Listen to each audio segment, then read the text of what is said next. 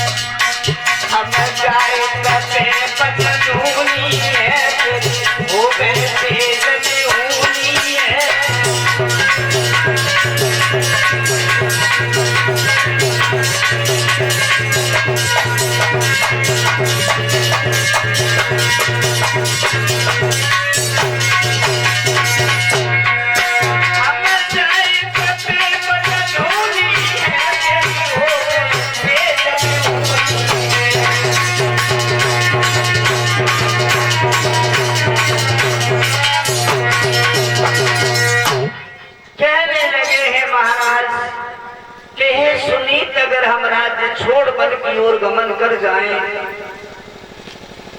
तो तुम्हारा जीवन नरक बन जाएगा। इस कारण से हम राज्य भी नहीं छोड़ सकते। सुनिए, अब संसार में हमें दिखाई कुछ देता नहीं।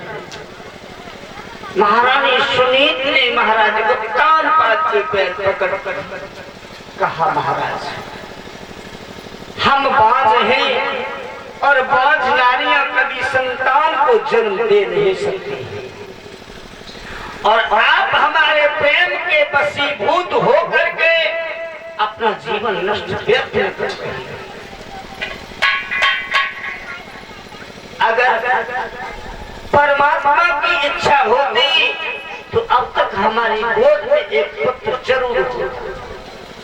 महाराज मैं बाज हूँ और बाज नारियां कभी जन्म बच्चे को दे नहीं सकती, इसलिए आप हमारे प्रेम के वशीभूत होकर के अपना जीवन नष्ट मत कर, आप दूसरा होकर के महारानी सुनीत कहने लगी है,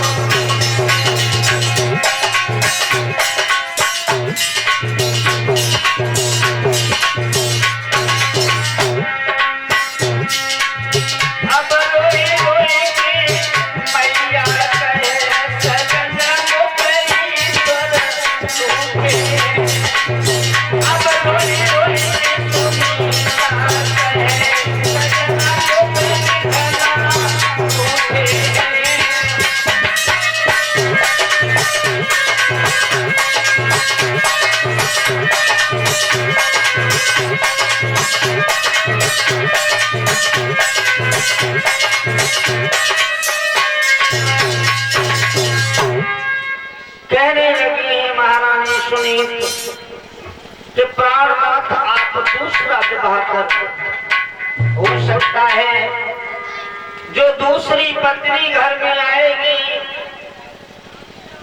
दो पुत्र को जन्म दे और घर में पुनः खुशियां आ जाए। और प्राणपाद महाराज कहने लगे हैं कि हे प्रिय, ये हम मानते हैं कि दूसरा विवाह करने से हो सकता है घर में पुत्र का जन्म हो जाए, लेकिन आपका जीवन जीते जी नरक हो जाएगा, क्योंकि घर में नारी भूखे रह करके जीवन यापन कर सकती है, लेकिन नारी कभी घर में शौच को बर्दाश्त नहीं कर सकती। जो दूसरी आएगी आते ही आते तुम्हारे जीवन को नरक बना देगी। समझाते हैं महाराज, कहते हैं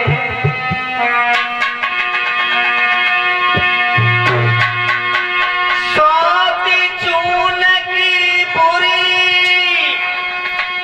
जहर की छुरी मान मेरी प्यारी,